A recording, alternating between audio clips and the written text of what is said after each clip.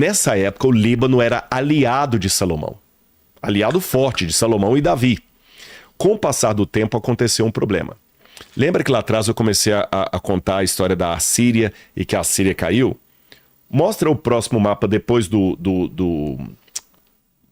depois desse aí, o próximo mapa. Olha o que aconteceu. Aí tem uma cidadezinha chamada Babilônia. Tá vendo Babilônia escrito aí, ó? Sipar, Babilônia, Sipar, Babilônia e Nippur. Babilônia foi uma colônia que se rebelou contra aquela Assíria do Tiglat-Pileser. Na época não era Tiglat-Pileser, era o Senaqueribe. E a Babilônia consegue acabar com o reino da Assíria. Em 612 a.C., a Babilônia derrota a cidade da Assíria, a cidade de Nínive, e a Babilônia toma o poder. E quando a Babilônia toma o poder, sabe o que acontece? A Babilônia quer dominar o mundo. Você já brincou de jogo de war? Vai conquistando. Conquistar tantos territórios. E quando a Babilônia começou a querer conquistar territórios, sabe quem estava do lado de cá? O Egito. Aí a Babilônia começou a querer vir para lutar contra o Egito. Cada vez mais ao leste. Cada vez mais ao leste. Aí só que o rei de Judá, o rei Josias, que era um rei bom, mas ele cometeu uma bobagem. Ele foi querer entrar numa briga que não era dele. No meio dos dois? No meio dos dois, para apoiar o Egito ainda. Putz. E ele morreu em batalha, o rei Josias, sabe? E aí a Babilônia foi crescendo, crescendo, crescendo. E numa época em que Israel sentiu que a Assíria estava ficando fraca, o rei Ezequias cometeu um erro terrível por falta de humildade. A Babilônia, que estava crescendo, mandou embaixadores para Jerusalém. E você já viu algumas pessoas emergentes, assim, que ele foi pobre, agora é rico? Aí você chega na casa dele, ele faz questão de mostrar o quarto, o guarda-roupa, o closet, o banheiro, tudo, né? Quem é rico, que nasceu rico, você fica na sala da casa dele. Quando o camarada era pobre e ficou rico, vem cá pra você conhecer minha casa. Mostrar tudo, né? É muito estranho isso, né? É muito estranho. O rei Ezequias fez isso com os babilônios. Chegaram lá os babilônios, olha o ouro que nós temos, e quis assim se engrandecer. E a Bíblia fala que ele ia pagar caro esse preço. Só que ele acabou entregando o mapa do tesouro. Imagina, chegam uns caras que você nem conhece direito, na sua casa, você mostra pra ele o cofre, onde ficam as joias.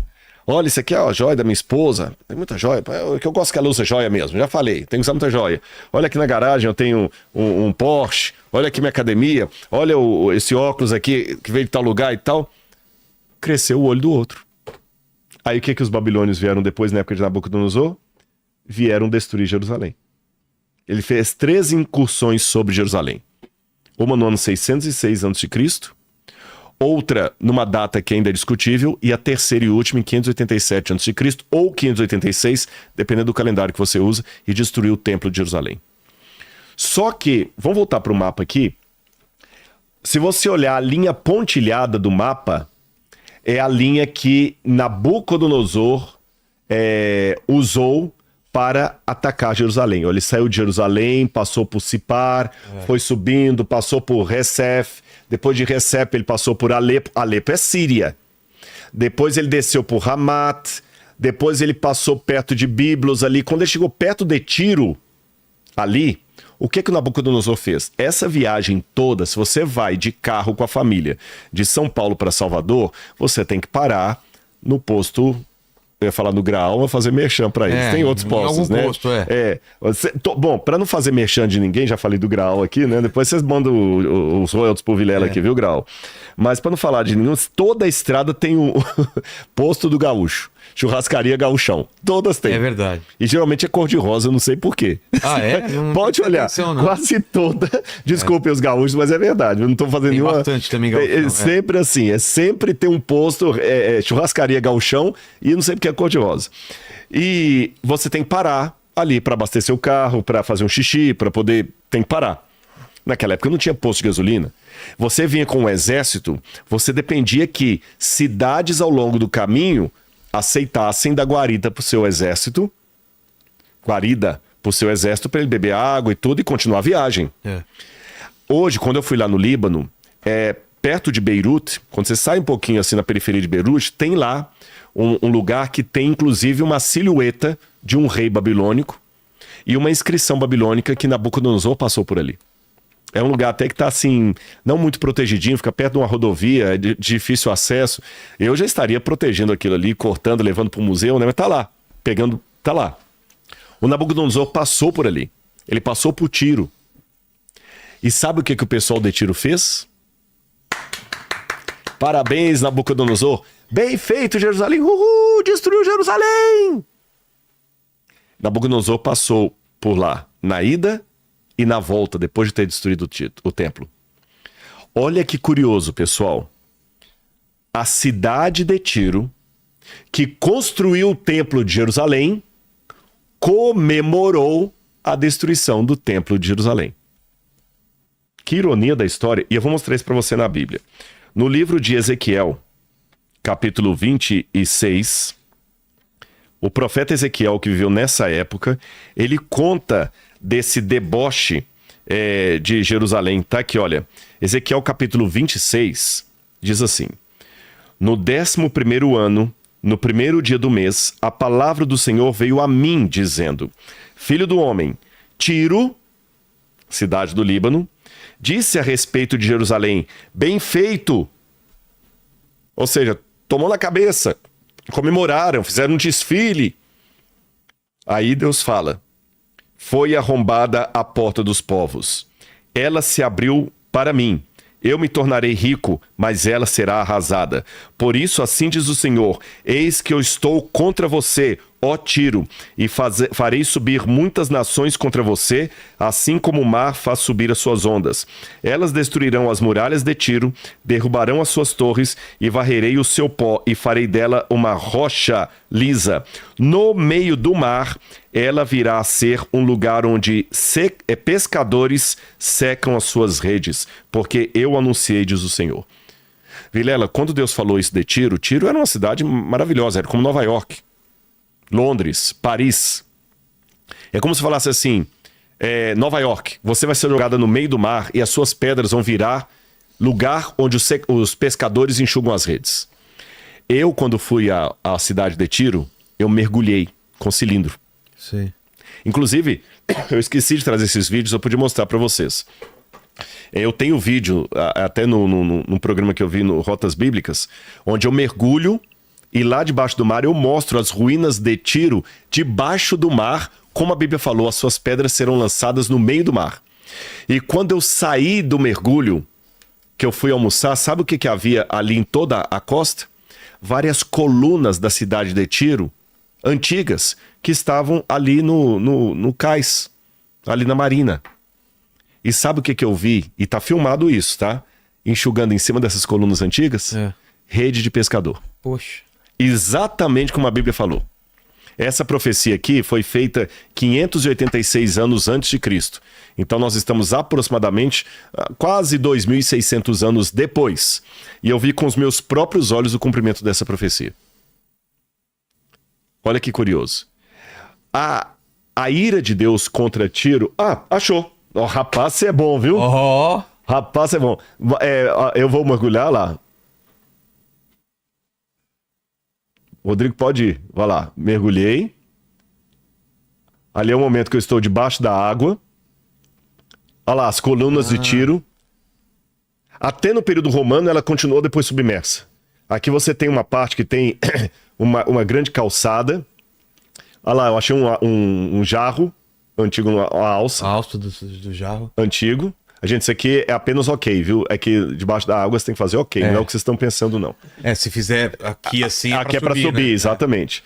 Então, olha as colunas. E quando eu saí, aí eu vi, gente, eu ficava lembrando de Ezequiel 26, que ele falou: as suas pedras serão lançadas no meio do mar. Você virá a ser um lugar, uma penha descalvada. Eu ficava lembrando debaixo da água aí, vendo a profecia se cumprindo. Eu ficava pensando, gente, como é que eu vou ser ateu depois disso? Qual a chance matemática disso cumprir por mera coincidência? A chance matemática é remota. E depois se quiser adiantar um pouquinho o vídeo, depois que eu saio da água, tem uma parte aí que eu vou ver. Aí, ó, nesse momento, essa aí, por aí, ó. Eu tô atrás de mim, eu tô ainda molhado, ainda que sair da água. Olha lá as redes. Olha lá, estão vendo?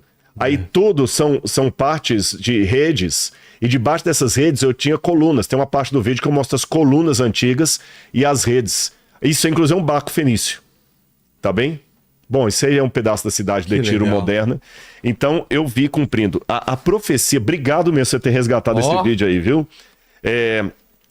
E essa profecia foi tão forte que quando você vai no capítulo 27, o rei de Tiro é comparado a Satanás. Por quê? Por quê? Na Bíblia, eles pegavam, às vezes, a pessoa e o espírito divino ou demoníaco que estava por detrás da pessoa. Por exemplo, quando Pedro falou com Jesus assim, tu és Cristo, o Filho do Deus vivo, Jesus virou para ele e falou assim, bem-aventurado és tu, Simão Bar-Jonas, porque não foi carne nem sangue que te revelou isso, mas o meu Pai que está no céu. Ou seja, o que você falou pelo Espírito de Deus. O Espírito de Deus falou através de você. O profeta, muitas vezes, quando abria a boca, ele falava, o Espírito de Deus falou através de mim. Davi fala assim. De igual modo, no momento em que Pedro ficou fraquejando, ele falou, Jesus, tenha dó de ti que tal coisa não aconteça. Jesus falou com ele, para trás de ti, Satanás. Não tenho parte com você. Satanás, mas foi Pedro que falou. Quando fala para trás de ti, Satanás, é porque dessa vez, Pedro, quem falou foi o diabo através de você. Então houve um momento em que Pedro foi usado pelo Espírito Santo de Deus, houve um momento em que o Pedro foi usado pelo Satanás. Então, é como se o historiador falasse assim, Hitler matou 6 milhões de pessoas, mas o teólogo ou o profeta fala, o diabo através de Hitler matou 6 mil pessoas. Então, uma maneira didática que o profeta tinha de contar isso é misturando a história do rei terrestre com a história de Satanás. Se você olhar Ezequiel capítulo 27, ele fala, a palavra de Deus veio a mim dizendo, filho do homem, faça uma lamentação contra Tiro. Diga a Tiro que habita nas entradas do mar, porque na época Tiro era um porto muito, muito poderoso. Aí vai falar das coisas de Tiro, e tem determinado momento da profecia, que ele vai continuando aqui no capítulo 28, não para não. A profecia contra o rei de Tiro, e fala assim, você habitava, aqui, Ezequiel capítulo 28, versículo 14, você era um querubim da guarda e foi ungido, eu o estabeleci, você permanecia no santo monte de Deus, e no meio das pedras você andava. Ora, Tiro não era o querubim era o Satanás, era o que os cristãos chamaram depois de Lúcifer, que na verdade é uma corruptela do latim. Então você vê que ele foi comparado ao próprio diabo. Então um rei de Tiro ajudou a construir o templo de Jerusalém. Outro rei de Tiro comemorou a destruição de Jerusalém. Agora olha outra ironia da história. Na época de Jesus, havia um outro templo construído em Jerusalém. Depois que os babilônios destruíram aquele, os judeus acabaram construindo um outro. E quando você visitava o templo, nós estivemos lá em Jerusalém, nas ruínas do templo, só tinha uma moeda que seria aceita no templo. Moeda de prata. Porque Moisés falou que a oferta do santuário era meio ciclo. Ou meio shekel. Sim. Tá certo? Meio ciclo de prata. Na época do Novo Testamento, quando haviam as moedas, a moeda de prata usada no templo só podia ser... Essa aqui é uma réplica. Nós temos o original lá no museu do NASP. Por isso, pessoal, tô fazendo propaganda. Vão visitar o MAB, tá bom? Vão lá no MAB, tá bom? Vão lá no MAB. Tem um vídeo que a gente foi lá na inauguração. Exatamente. Assiste aí no Inteligência Limitada. Visitei o vídeo do Rodrigo Silva, tá aí, tá bom? Depois vocês vão lá. O Vilela teve lá. Mas como eu não ia trazer uma original aqui pro programa, eu trouxe uma réplica. Tá. Mostra aí, Vilela, na câmera que você mostra maior. Então explica. Estão vendo? Vou explicar. Consegue dar um zoom aí, ó. Aí na frente, não, primeiro a outra parte mesmo. Na frente você tem o rei Melkart, tá bom? Que era o rei de Tiro, tá bom? Melkart também é um codinome para uma divindade lá, mas também está como o rei de Tiro. E do outro lado você tem a águia, que inclusive no tempo romano era um símbolo de Roma, tá bem? Essa era a única moeda que podia ser aceita no templo em Jerusalém. Então quando você vinha de outro lugar, você trazia suas moedas, e quando você ia chegar no templo, você ia no cambista. E trocava. E trocava. Dependendo da cotação. Da cotação, e tinha muita roubalheira. Sim. Você lembra de algum episódio do Novo Testamento que Jesus ficou furioso com isso? Sim. Qual episódio? Quando ele vai e quebra tudo lá, né? E pega um chicote e derruba as mesas. Qual que é o contexto daquilo lá? O contexto... Ele tá indo lá fazer o quê? Jesus foi adorar no templo e ele percebeu uma coisa que se fosse hoje, Jesus talvez desceria o chicote em muito religioso. É aquele, alguém me perguntou aí, não lembro mais do pessoal que estava com a gente, né? Se a idolatria era só uma coisa do passado. Eu falei, não, ela só muda a roupagem, mas continua hoje a mesma coisa. A corrupção religiosa que havia no passado também há hoje. Quando a pessoa mercantiliza a fé. Você entendeu? Começa a vender milagre, vender cura. Isso lá. Exatamente. Jesus hoje também desceria o chicote em muita igreja por aí. Então ele desceu o chicote por causa daquilo. Agora, olha que interessante, porque a pessoa chegava com a moeda dele e o pessoal roubava ali no câmbio. E era essa moeda que a pessoa pegava, trocava e entregava de oferta no templo em Jerusalém, ou comprava o cordeirinho sem mácula também para oferecer no templo. Olha que curioso. Sabe onde essa moeda era feita? Onde? Em Tiro. Era cunhada lá. Por quê? Porque Tiro fabricava a moeda de prata mais pura de todo o Império Romano. Ela tinha 98% de prata pura e 2% de liga de outros elementos. Mas 98% era prata pura. Por isso que essa moeda era a única aceita no templo. Existe inclusive uma polêmica que, com o passar do tempo, alguns historiadores acreditam que quando Tiro foi proibida por Roma de cunhar moedas, Tiro não cunhava mais, então Jerusalém pediu autorização para cunhar as próprias moedas, chamadas ciclo de Tiro. Sim. Aí, quando essas moedas passaram a ser cunhadas pelos judeus, sabe o que eles fizeram? Eu tenho uma lá no museu. Eles borraram o rosto do imperador e da águia. Então, você sabe, quando o rosto do imperador tá bonitinho e a águia bonitinha aqui, foi feita em Tiro. Sim. Quando tá borrada, foi feita em Jerusalém. Por causa da idolatria? Por causa da idolatria. Era uma maneira de não parecer que estava levando algo pagão pro templo. Entendi. Aí, olha que interessante. Tiro ajudou a construir o templo. Comemorou a destruição do templo. Foi comparado a Satanás. E as moedas que Tiro fabricava que eram as moedas usadas no templo. E quando Judas traiu Jesus, Judas ganhou 30 moedas de prata para trair Jesus. Judas ganhou 30 moedas dessa. Olha os altos e baixos da cidade de Tiro. Olha os altos e baixos do Líbano em relação a isso. É certeza que era essa moeda aqui. Era essa moeda, sim, porque Judas ganhou 30 moedas de prata, ele ganhou do sacerdote. E quando fala de prata, não está se referindo a nenhum... Não era estáter, não era porque a moeda de prata que era usada não era o estáter, não era a de... em todo lugar. Exatamente, era essa aqui. E os sacerdotes que pagam Judas. Entendi. Então ele recebe 30 moedas de prata. Era muita coisa? Não. 30 moedas de prata não era um valor Não, dava para comprar uma criança escrava, que não era uma coisa tão difícil de ter na época. Então não foi nem tanto dinheiro que eles venderam. venderam. É como se fosse hoje você trair alguém para comprar um iPhone. Putz. Nem do último modelo. Sei. Um iPhone usado. Achei que era uma coisa exorbitante. Talvez uns 5 mil deixaria reais. ele rico, então. Né? Não, de jeito nenhum. Bom,